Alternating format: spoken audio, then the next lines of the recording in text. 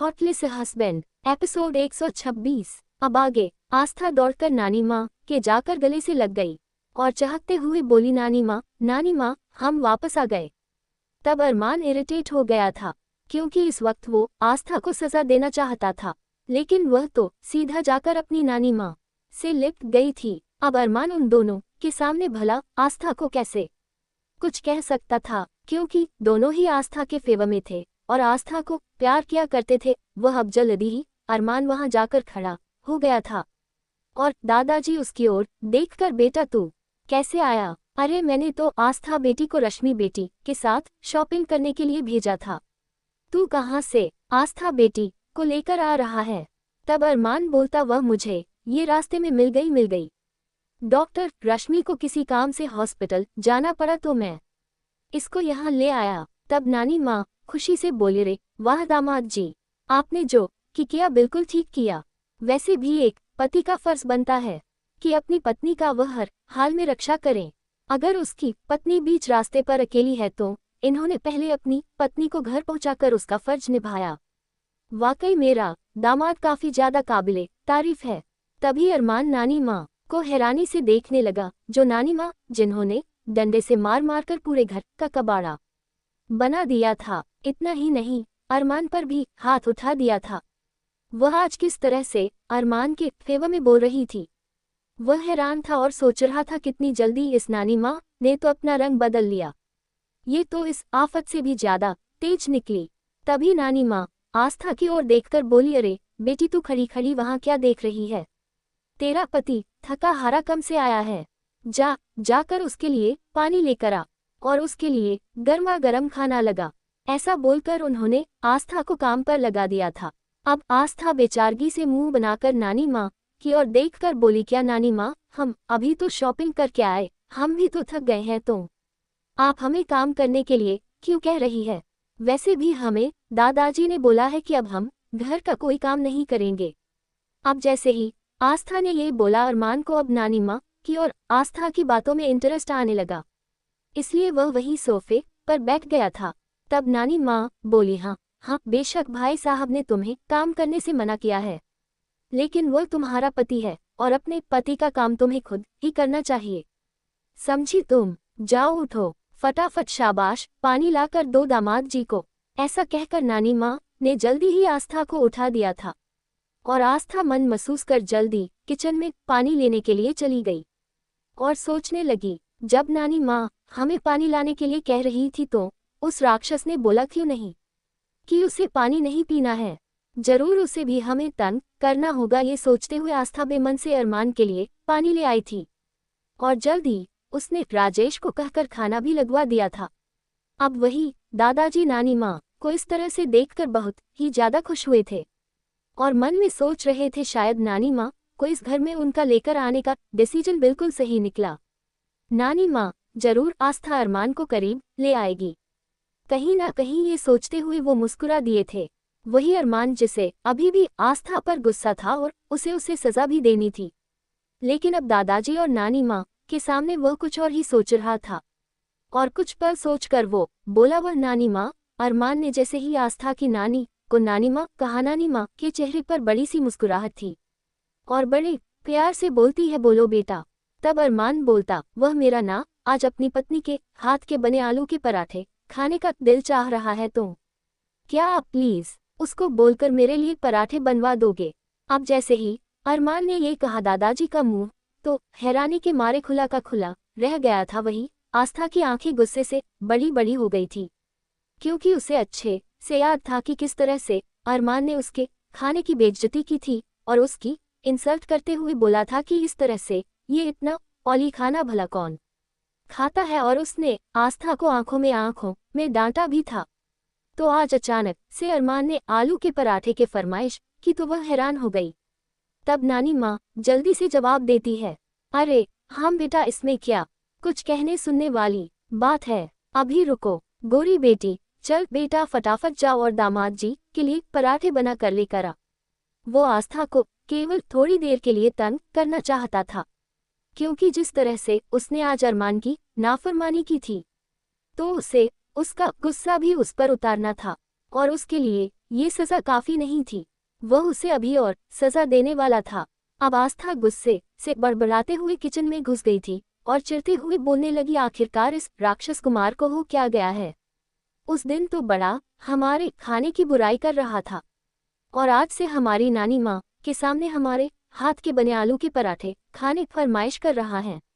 जरूरी ये राक्षस कुछ न कुछ सोच रहा होगा, ये सिर्फ और सिर्फ हमें तंग करना चाहता है और उसका कोई इरादा नहीं है। कहीं ना कहीं आस्था अरमान की बात समझ रही थी, लेकिन अरमान को तो कुछ और भी करना था। जल्दी ही आस्था ने फटाफट से आलू उबाले लिए थे और अरमान के लिए पराठे बनाकर उसे दे दिए थे। अरमान ने केवल एक नज़र भरकर पराठों की ओर देखा और एक बाइट उसने खाया भी था। उसे अच्छा भी लगा था, लेकिन एक बाइट के अलावा उसने और पराठे नहीं खाए थे और उसने वैसे के वैसे पराठे छोड़ दिए थे। तब आस्था बड़ी मुश्किल से अपने चेहरे पर हल्की सी मुस्कान लाते हुए बोलती, क्या हुआ, आपको पराठे अच्छे नहीं लगे हैं? तभी अरमान बोला, पराठे अच्छे हैं लेकिन काफ़ी ज़्यादा ऑयली है और तुम ये बात पता होनी चाहिए कि मैं ऑयली फूड अवॉइड करता हूँ।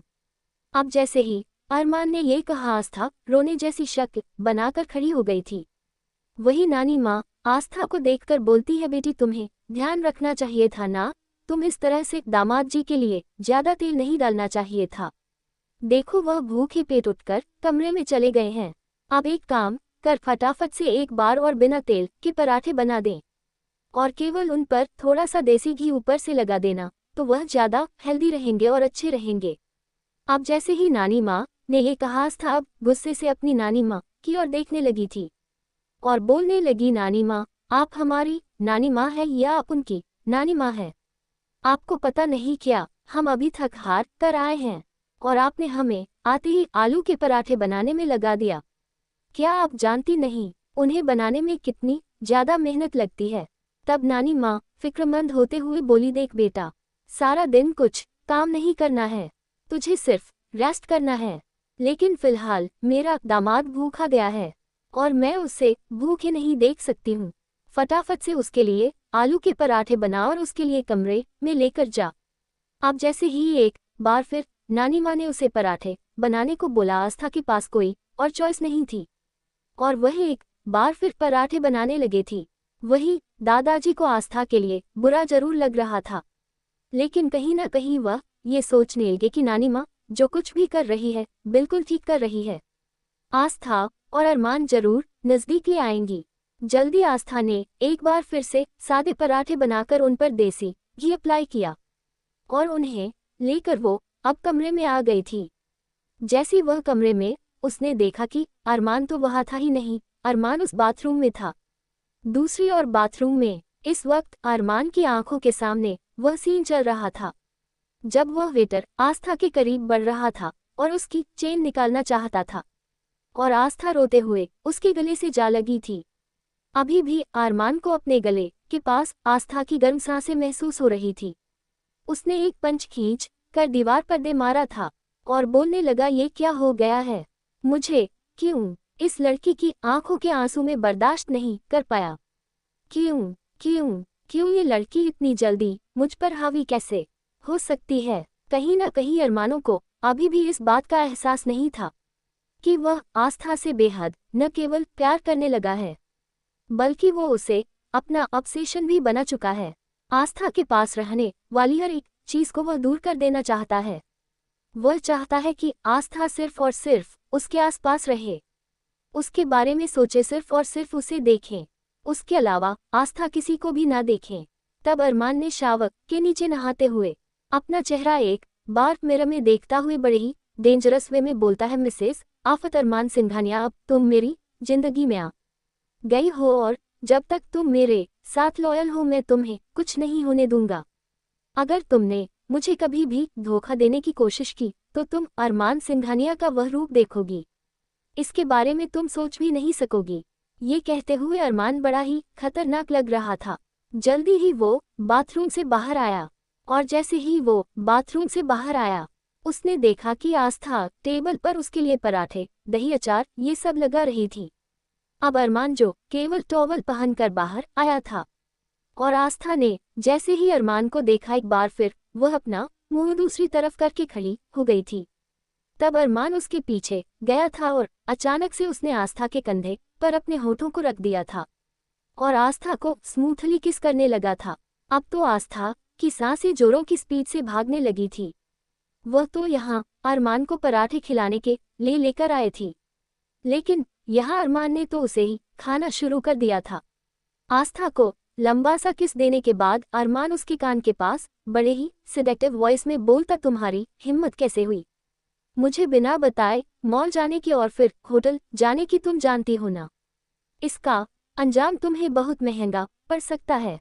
अब अरमान के इस तरह से किस करने पर तो आस्था पहले ही हैरान थी, लेकिन अब अरमान की धमकी सुनकर आस्था की सांसें ऊपर के ऊपर और नीचे के नीचे रह गई थी और वह जल्दी से बोलती है, आप कैसे बातें कर रहे हैं?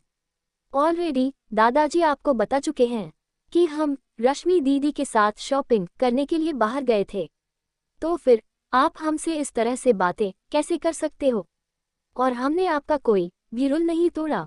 जैसे ही आस्था ने ये बोला अरमान उसकी ओर गया था और बोला, अपने दोनों हाथों का भार उसके कंधों पर रखते हुए बोलता है, वो अच्छा तो तुमने मेरा कोई रूल नहीं तोड़ा तो मिस आफत, आपकी जानकारी के लिए बता दूं, आपने बहुत बड़ी गलती की है जो अरमान सिंघानिया को बिना बताए इस तरह से आप घर से बाहर निकली। इसीलिए आज की पूरी रात तुम्हें इस कमरे से बाहर गुजारनी होगी। अब आस्था मन ही मन में खुश हो गई थी और वो मुस्कुराते हुए सोचने लगी, यह सजा कहाँ हुई, ये तो मज़ा हुआ। अगर हम पूरी रात कमरे से बाहर निकाल देंगे तो हम आराम से नानी माँ की गोद में जाकर सो जाएंगे, इसमें क्या बड़ी बात है। तब आस्था मुस्कुराते हुए बोलती है, जी हमें आपकी सज़ा बिल्कुल मंजूर है और हम अभी इस कमरे से बाहर चले जाते हैं, ठीक है? आप बहुत अच्छे हैं, आप सज़ा भी कितनी अच्छी देते हैं। अब जैसे ही आस्था ने एक बार फिर चटपट करते हुए आगे की कहानी अरमान को बताई, अरमान इरिटेट होते हुए बोलता है, आपने मेरी पूरी बातें नहीं सुनी मिस आफत, आप इस कमरे से बाहर तो रात गुजारोगी, लेकिन किसी और कमरे में नहीं बल्कि इसी कमरे की बालकनी में। अब आस्था की आंखें हैम से फैल गई थी और वो जल्दी से बोलती है, नहीं नहीं, आप कैसी बातें कर रहे हैं, हमारे पैर तो आज बहुत ज़्यादा दुख रहे हैं। कल हमने कॉलेज में कितनी सारी क्लासेस अटेंड की थी और आज हमने शॉपिंग की, उसके बाद भी हम बहुत ज़्यादा थकावट महसूस कर रहे हैं। ऊपर से आस्था ने आज अबीर को अपनी आंखों के सामने अपने ड्राइवर का खून करते हुए देखा था, तो तब से वह और भी ज़्यादा डर रही थी, लेकिन अरमान ने उसका हाथ कसकर पकड़ा था और उसे सीधा ले जाकर के बाहर बालकनी में खड़ा कर दिया था और डेंजरस वॉइस में बोलता, जब तक मैं तुम्हें परमिशन नहीं दूंगा तुम कमरे के अंदर नहीं आ सकती हो और तुम्हें पूरी रात यही बाहर गुजारनी होगी। उसने जल्दी ही कमरे में आकर बालकनी के साइड का दरवाजा बंद कर दिया था और आस्था अब धक से रह गई थी। कहाँ तो उसने 1 मिनट में प्लानिंग बना ली थी कि वो नानी माँ की गोद में जाकर सो जाएगी, लेकिन कहाँ अब वह इस तरह से बालकनी में खड़ी होकर रो रही थी, चिल्ला रही थी और अरमान से रिक्वेस्ट करते हुए बोल रही थी, नहीं नहीं, हमें अंधेरे में यहाँ बालकनी में मत छोड़ो, हमें बहुत ज़्यादा डर लग रहा है, हम आपके पास आने चाहते हैं, प्लीज़ मिस्टर खडू सिंघानिया खोल दो दरवाजा से बोलकर आस्था दरवाज़ा पीट रही थी, लेकिन अरमान के कानों में जून तक नहीं रेंग रही थी और अरमान आराम से अब एक जगह पर बैठकर आस्था के बने हुए आलू के पराठे देखने लगा था।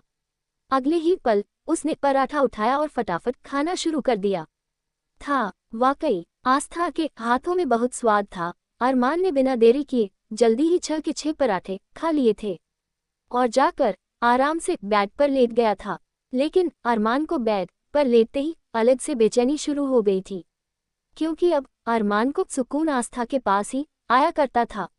आस्था को गोद में लेकर ही वह सुकून से सोया करता था। तो अब आस्था को उसने आज रात के लिए सजा दी थी, तो उसकी बेचैनी बढ़ चुकी थी। आगे की स्टोरी के लिए कमेंट कीजिए।